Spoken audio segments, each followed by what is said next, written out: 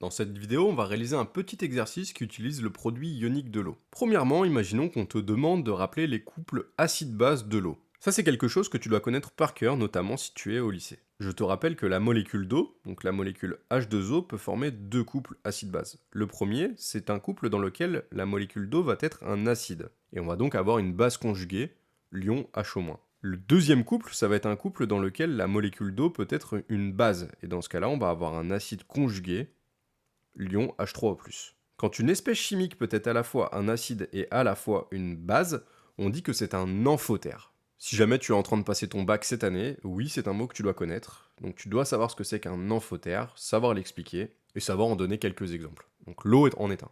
Dans la deuxième question, on te donne le pH d'une solution.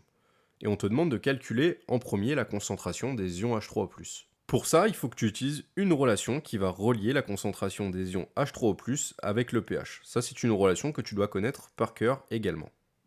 Pour rappel, la concentration des ions H3O+, c'est égal à 10 puissance moins pH. On a donc la concentration des ions H3O+, qui est égale à 10 puissance moins 5,2. Ici, on se retrouve donc à réaliser une application numérique, et pour ça, on peut utiliser la calculatrice. On en déduit ici que la concentration des ions H3O+, c'est environ 6,3 fois 10 puissance moins 6 mol par litre. Pour continuer la question, on doit calculer la concentration également des ions HO-. Et pour faire ça, on va utiliser ce qu'on appelle le fameux produit ionique de l'eau. Si jamais tu souhaites avoir plus d'informations sur le produit ionique de l'eau, tu peux d'ailleurs aller voir cette vidéo que j'ai fait sur le sujet.